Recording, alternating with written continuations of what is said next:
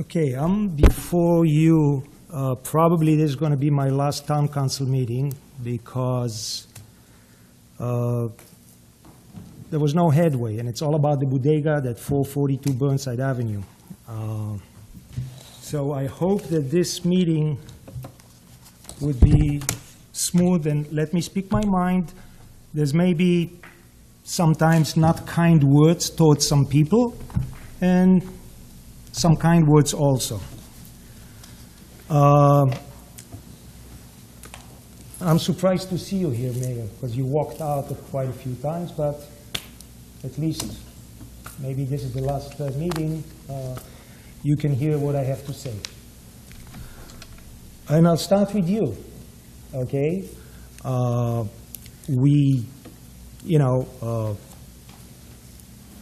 Goes back about 4 years ago when I gave you the heads up about the bodega. And what did you do? Nothing. You had the opportunity to probably get in touch with some agencies, but too difficult. The casino is more important than, let me replace my glasses.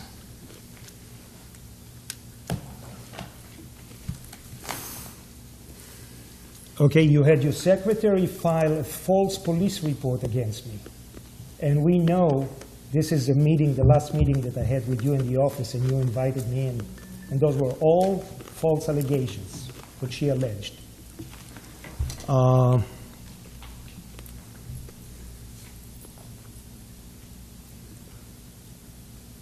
My question is to all of you, did anybody in this, any of the members sitting here, did anybody get involved picking up phones to agencies, trying to see what we can do to stop the bodega? Obviously, I was on the phone a few times with some agencies, but, did anyone? Probably not. It's too hard.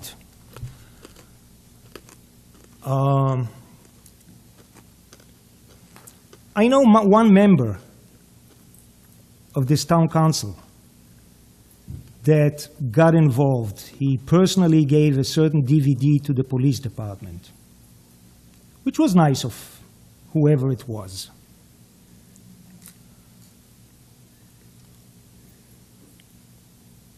Now, I'm going to tell you how I feel about each one of you. I might be wrong. Most of the time, I'm right.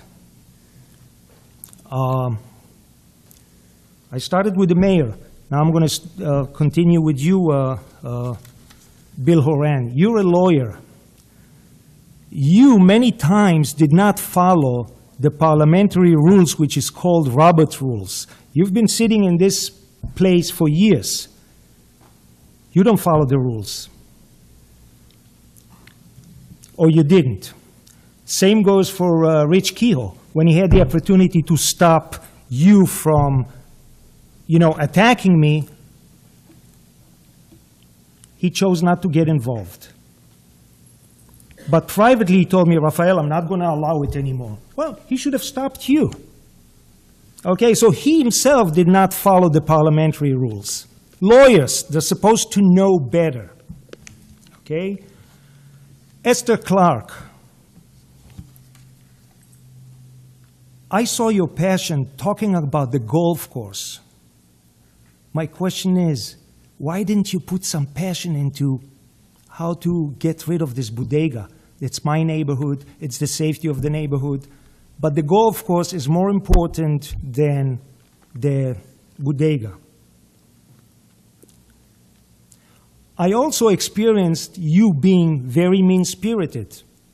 And everything changed when you got that police report, which I didn't write, and you look at it and you go, well,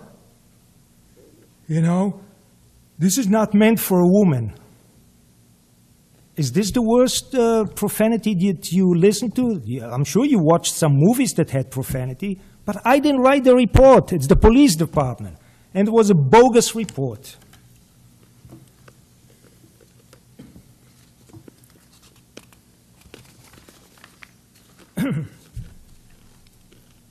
And I'm going to have the opportunity, please, to play a tape too.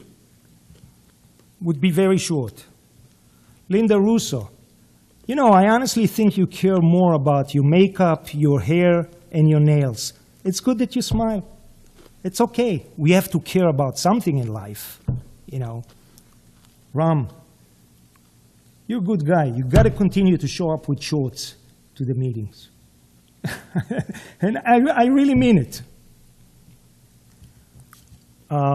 Joseph Carlson, right? Yeah, I guess I pronounced it right. Most of the time you were just sitting there.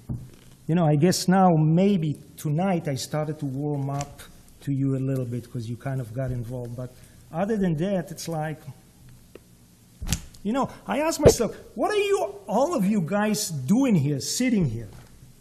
You know, I, A, O, you know, you vote on this, you vote on that.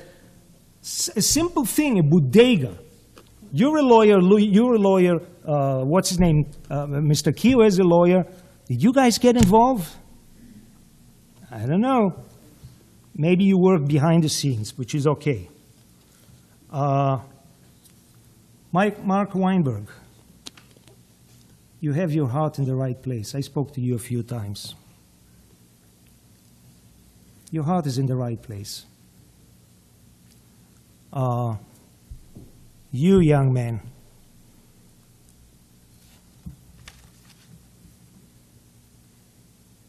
you're a good man, but just don't get corrupted by politics. I said it to you once on the phone, so I figured I'm going to say it, you know.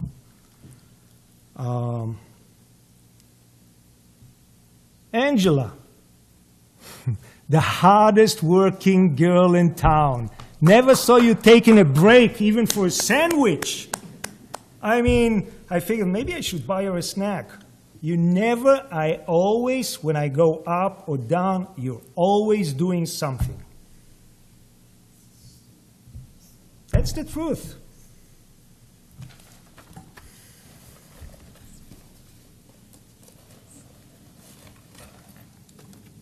This is going to be a very short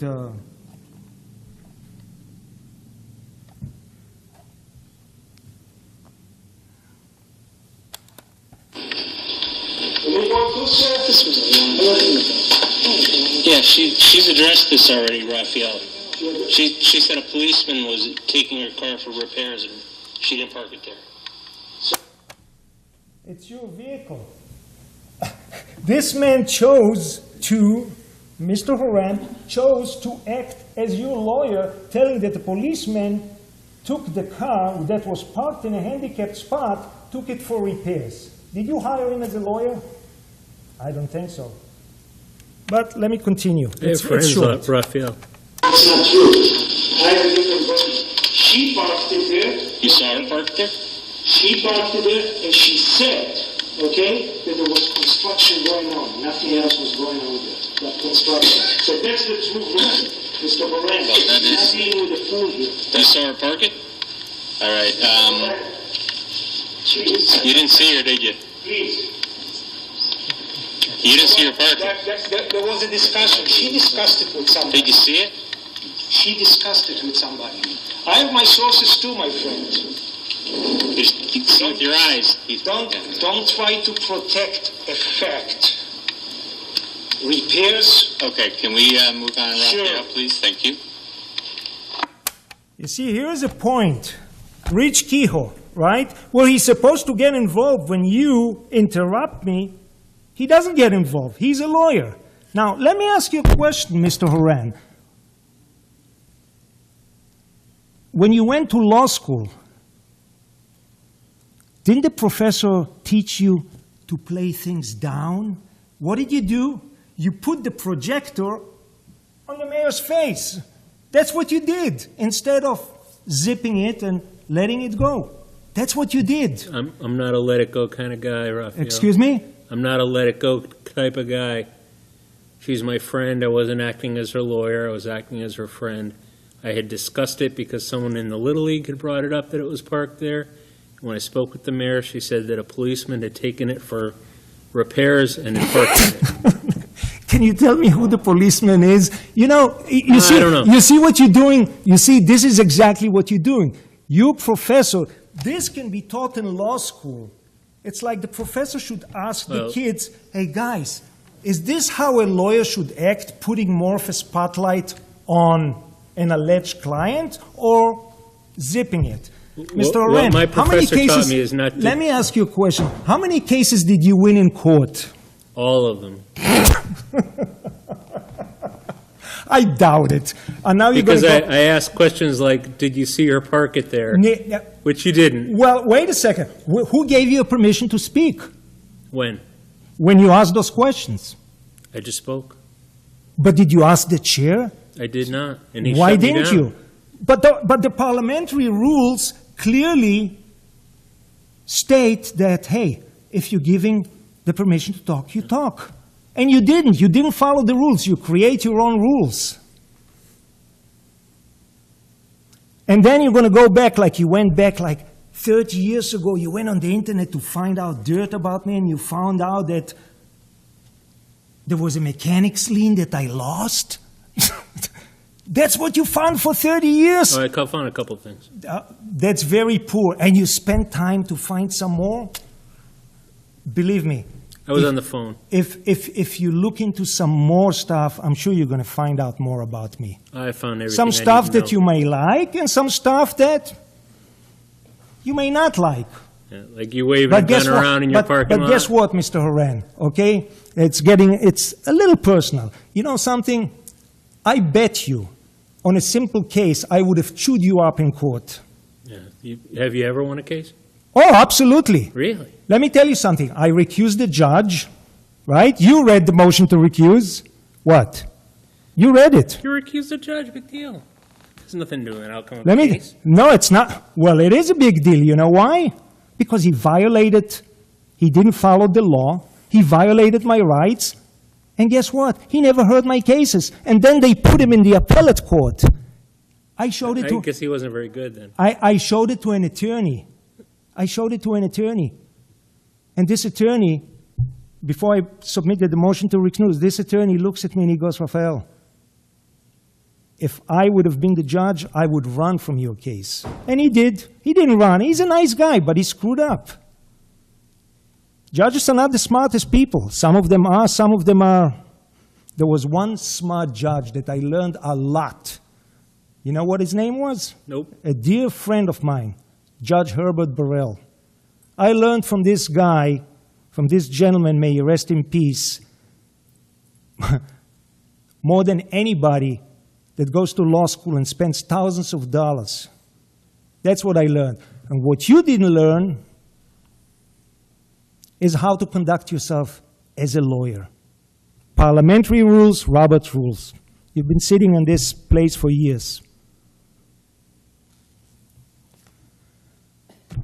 I have nothing more to say. I mean... Okay. Then Mr. I'll Chairman, obtain will her- you accept the motion to I will. adjourn? Motion to Thank you. adjourn. Made by Esther, seconded by Linda. All those in favor? And Mrs. Clark, Aye. say hi to your And husband. the motion carries. Next meeting is on August 1, 2017. Thank you, everybody, for tuning in, for showing up. Have a nice day. Stay